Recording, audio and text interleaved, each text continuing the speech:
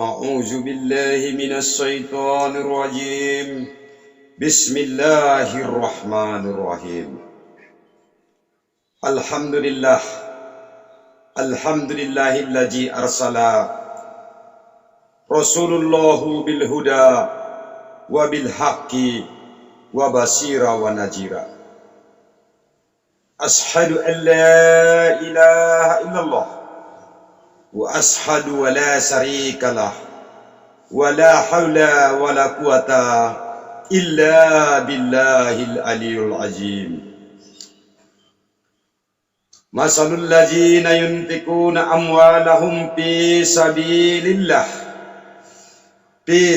الله كمثل حبة أنبتت سبع سنابل في كل سنبلة مئة حبة Wallahu yudha'ifu liman yasha wallahu wasi'un alim.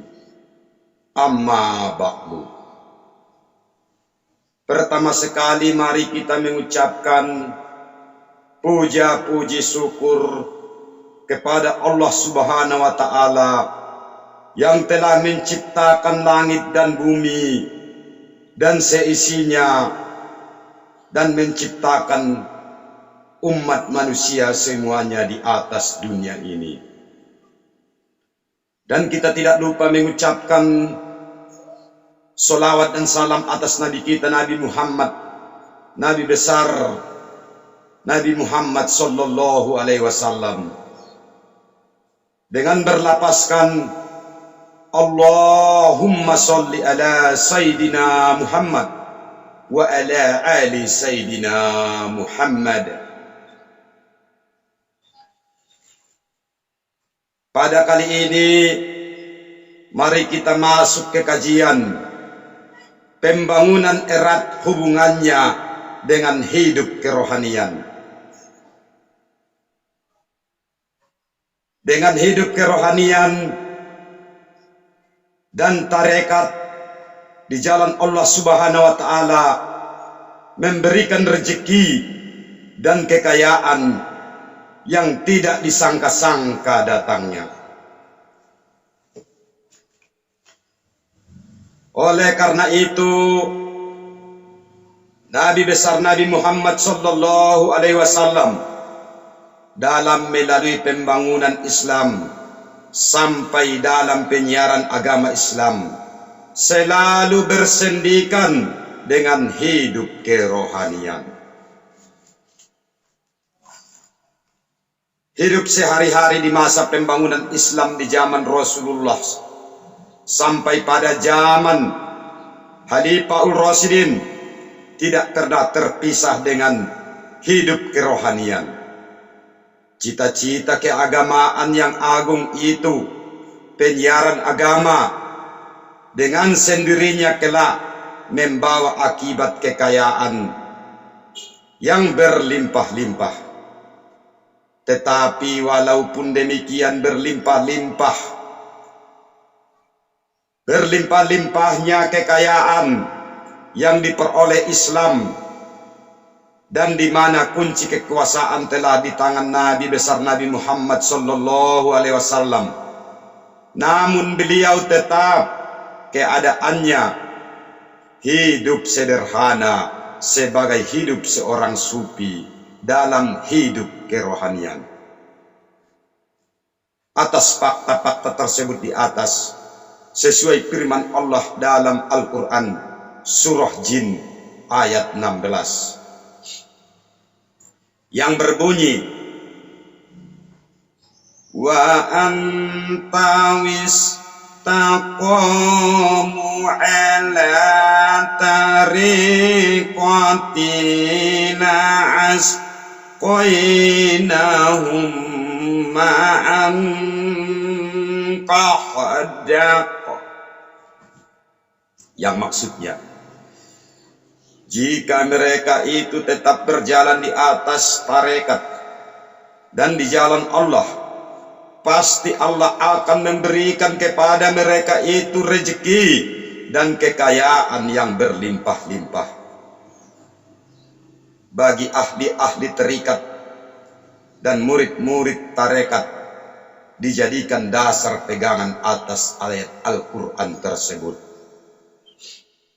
Sebuah hadis meriwayatkan, pada masa Islam di tengah-tengah kekayaan yang melimpah-limpah, maka pada suatu hari di kala Nabi Muhammad sallallahu alaihi wasallam sementara tinggal di dalam rumah, Umar sahabat Nabi masuk ke dalam kamar Nabi. Didapati tidak ada perhiasan, tidak ada perkakas dalam kamar itu, selain sebuah bangku yang alasnya terdiri dari jalinan daun kurma. Yang tergantung di dinding hanyalah sebuah gurimba, tempat air persediaan untuk berwudu bagi Nabi kita Nabi Muhammad sallallahu alaihi wasallam. Maka terharulah Umar melihatnya, sehingga bercucuranlah air matanya. Lalu Rasulullah menegurnya, "Hai Umar, gerangan apakah sebabnya? Terharu dan air matamu bercucuran ya Umar?" Umar menjawab, "Bagaimana saya tidak terharu ya Rasulullah? Hanya begini keadaan yang kudapati di dalam kamar Tuhan. Tidak ada perkakas, tiada kekayaan, padahal seluruh kunci masyrik dan maghrib telah tergenggam di tangan Tuhan. Kekayaan telah melimpah-limpah di mana-mana." Lalu beliau menjawab, "Aku ini adalah pesuruh Allah ya Umar. Aku ini bukanlah seorang kaisar dari Roma atau seorang Kisra dari Persia. Mereka menuntut dunia, sedangkan aku menuntut akhirat." Pada suatu hari, datanglah Jibril kepada Nabi Muhammad menyampaikan salam Tuhan dan bertanya, "Manakah engkau yang suka ya Muhammad? Menjadi seorang nabi yang kaya raya seperti Nabi Sulaiman, atau menjadi seorang nabi yang miskin papa seperti Ayub?" Lalu beliau menjawab, "Aku lebih suka kenyang sehari dan lapar sehari. Jika kenyang, aku bersyukur pada Tuhanku. Jika aku lapar, bersabar atas cobaan Tuhanku." Demikianlah kehidupan Nabi besar Nabi Muhammad sallallahu alaihi wasallam sebagai hidup sufi dalam kehidupan kerohanian. Ia hidup di tengah-tengah kekayaan yang melimpah-limpah, tetapi ia tetap hidup sederhana, melihat kekayaan yang melimpah-limpah yang datangnya tidak disangka-sangka. Umar sendiri tercengang melihatnya. Banyak di antara sahabat-sahabat yang dahulunya hidup sederhana dan miskin menjadi orang yang kaya raya, seperti Utsman bin Affan, Sa'id bin As, Zubair bin Awam, Abdurrahman bin Auf, dan lain-lainnya. Demikianlah maka Allah berfirman di dalam Al-Quran, surah Al-Talaq ayat 1 sampai 2. "Wa man yattaqillaha yaj'al lahu makhrajan wa yarzuqhu min haitsu la yahtasib."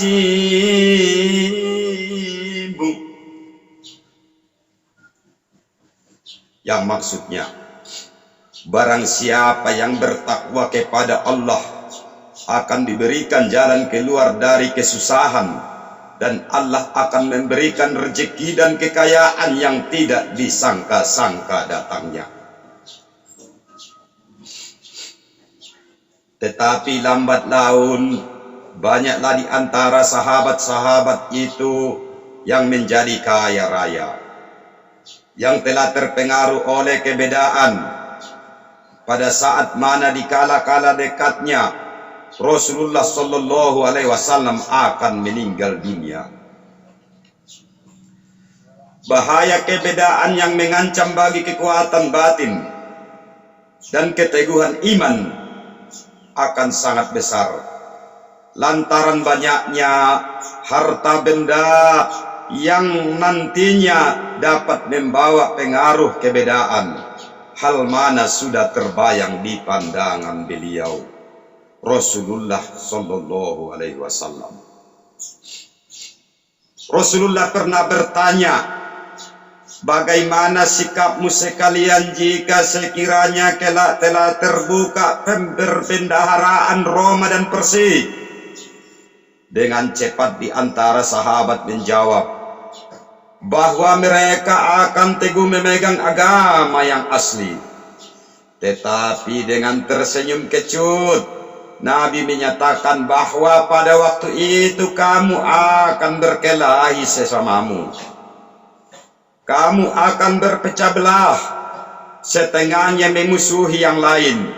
Bilanganmu akan banyak laksana buih di lautan, tetapi lemah kamu akan hancur lebur laksana hancurnya kayu dimakan anai-anai. Apa sebabnya? Tanya sahabat. Lalu beliau menyatakan, sebabnya ialah karena ketika itu hatimu telah terpaut kepada dunia kebedaan, dan kamu telah takut menghadapi maut. Beliau menambahkan bahwa harta benda dan kemegahan pangkat dan kebesaran akan menimbulkan fitnah di antara kamu. Selanjutnya beliau menandaskan bahwa pangkal keruntuhanmu ialah karena fitnah yang timbul di dalam kalanganmu sendiri. Setelah beliau meninggal, terjadilah apa yang beliau pernah ramalkan. Fitnah yang paling hebat telah terjadi lantaran harta, yaitu sesudah sahabat-sahabat yang keempat. Khalifah Ar-Rasyidin, di mana terjadi perang saudara di kalangan kaum muslimin sendiri. Perbedaan Khalifah Muawiyah dalam bentuk kerajaan sudah jauh berbeda di zaman Khalifah yang empat. Kerajaan Bani Umayyah terpaksa meniru kebiasaan-kebiasaan yang dipakai oleh raja-raja Persia dan Romawi. Kemewahan dan kemegahan telah berkembang. Kerajaan Islam telah bertambah diliputi kekayaan yang melimpah-limpah, dan golongan-golongan orang yang kaya raya. Terdapatlah perbedaan hidup yang sangat menyolok mata. Kekuasaan pemerintahan khalifah telah tidak ada batasnya sama sekali. Kekuasaan akhirnya hanya untuk membela kepentingan pihak yang berkuasa. Kepentingan rakyat menjadi diabaikan dalam menjalankan roda pemerintahan, karena yang diutamakan ialah kepentingan orang-orang yang berkuasa.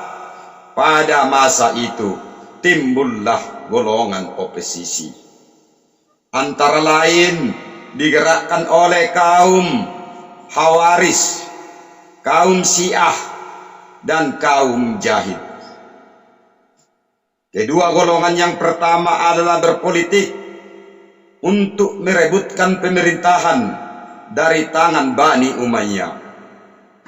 Tetapi golongan jahid tidak mengingini kekuasaan, tetapi mengingini meratanya hidup kerohanian yang dapat menciptakan keadilan merata. Mereka berpendapat bahwa hidup kerohanian itu akan dapat memadamkan api fitnahan.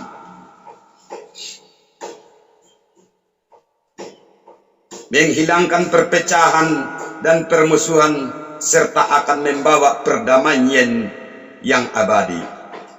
Karena kehidupan kerohanianlah yang dapat memperbaiki hubungan manusia dengan manusia dan hubungan dengan Tuhan.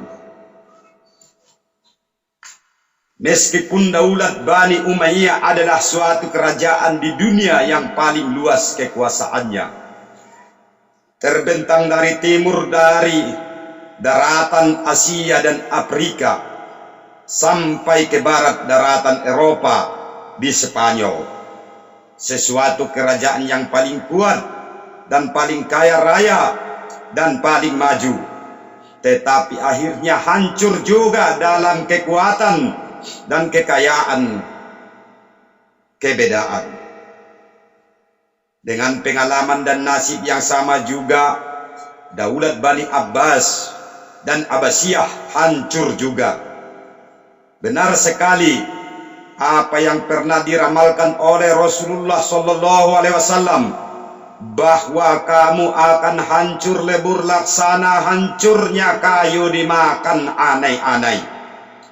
Sebabnya, karena hatimu telah terpaut oleh duniawi dan kebedaan, pangkal keruntuhanmu ialah karena fitnah yang timbul di dalam kalanganmu sendiri.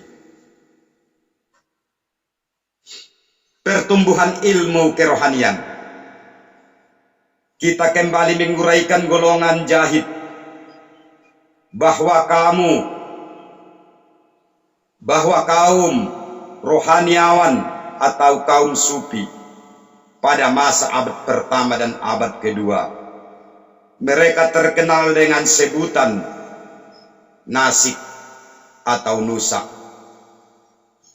jahid atau juhad, abid atau ubat, dan sebagainya. Mula-mulanya hidup kerohanian, mereka adalah sebagai kaum muslimin yang hanya semata-mata mengandalkan jiwa dalam memenuhi hidup, mencari kehidupan Allah supaya tidak terperdaya oleh pengaruh-pengaruh kebedaan. Lama-kelamaan hidup kerohanian, mereka menjadi suatu alat untuk mencapai tujuan yang lebih murni, bahkan lebih hebat dan mendalam, yaitu hendak mencapai hakikat ketuhanan dengan mengenal Allah sebenar-benarnya melalui ridho, latihan, dan mujaddah, perjuangan, muyahadah, menyaksikan, dan mukasyafah, terbuka hijab. Usaha mereka itu dari setingkat demi setingkat tahalli, mengosongkan diri dari segala sifat-sifat yang tercela, kemudian mengisinya kembali dengan sifat-sifat yang terpuji. Tahalli, dan sesudah itu barulah beroleh kenyataan Tuhan, yaitu tajalli. Sejak itulah tumbuh bentuk-bentuk kehidupan kerohanian dengan melalui tata cara sistem atau falsafat keagamaan yang dapat membawa manusia mendekatkan diri kepada Tuhan sebagai kebahagiaan yang setinggi-tingginya.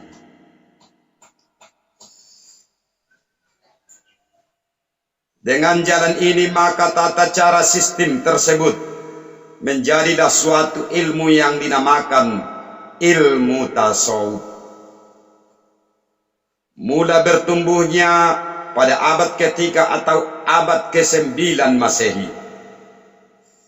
Dalam pada itu, tokoh-tokoh sufi terdapat perbedaan-perbedaan dalam menempuh jalan tarekoh atau sistem dalam melakukan riyadha atau latihan-latihan sufia, yaitu mencari hubungan dengan Tuhan untuk mencapai hakikat ketuhanan. Selanjutnya maka tumbuhlah tarekat. Mereka melalui merasa perlu menentukan tarekat, sistem pelajaran yang diterima oleh murid-murid dari gurunya dengan gelar syekh, ketua atau mursyid, petunjuk jalan, tarekat-tarekat, suluk atau laksana, pesantren kita di Indonesia pada masa sebelumnya, sebelum terbentuknya madrasah. Dengan berkembangnya kembali di tanah air kita, pengajian-pengajian pesantren akan memberi harapan kita bagi generasi muda kita akan dapat diselamatkan dari kerusakan akhlak pada suatu tingkat masyarakat yang lebih baik. Akan dapatlah dimengerti bahwa hidup kerohanianlah yang dapat menyelamatkan manusia dari siksaan kebedaan. Guru-guru tarekat itu telah mengadakan usaha percobaan dengan beberapa tata cara dan kaifat. Dalam usaha seperti itu banyak salik yang berhasil mendapat natijah atau faedah dari tata cara dan kaifat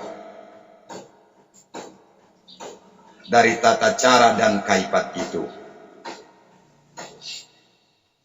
Pelajaran di dalam tarikat itu selain mempelajari syariat agama, maka yang sangat penting di dalamnya ialah dengan perantaraan guru mempelajari zikir dan wirid tertentu di dalam menuju jalan mengenal Allah.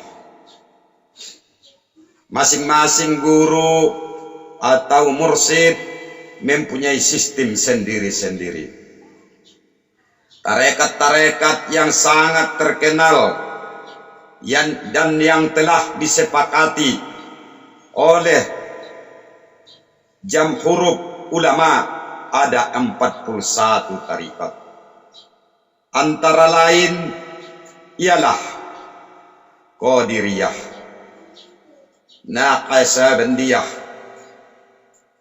Hajaliyah, Halwatiyah, Nafi Isbat, dan sebagainya. Di antara mereka ada yang menempuh jalan latihan-latihan jiwa dari tingkat yang paling rendah yang dinamakan nafsu amarah ke tingkat nafsu lau ummah, terus ke tingkat nafsu mutmainnah, ke tingkat nafsu mulhammah, ke tingkat nafsu radhiyah, ke tingkat nafsu murdiyah, terus ke tingkat nafsu kamaliyah.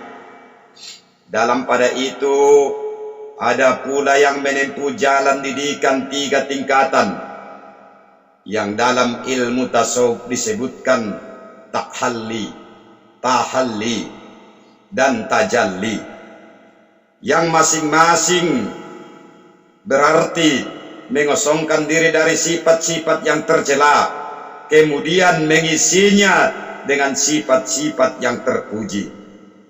Sesudah itu barulah beroleh tajalli, kenyataan Tuhan.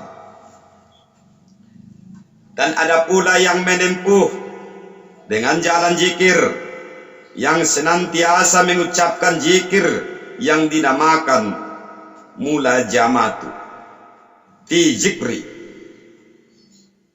senantiasa mengucapkan zikir yang dinamakan mulajamatu fi zikri, senantiasa mengingat Tuhan. Dalam keadaan mana seorang dapat melihat Tuhannya? Dengan mata hatinya, ainul basirah. Yang demikian itu didasarkan atas pernyataan Ali bin Abi Thalib kepada Rasulullah sallallahu alaihi wasallam. Manakah tarekat yang sedekat-dekatnya mencapai Tuhan? Yang dijawab oleh Rasulullah sallallahu alaihi wasallam, tidak lain daripada zikir kepada Allah. Bahwa tujuan terakhir dan tujuan pokok daripada semua pelaksanaan amal ibadah ialah mengenal Tuhan yang sebenar-benarnya, yang istilah tasawuf dinamakan makrifat.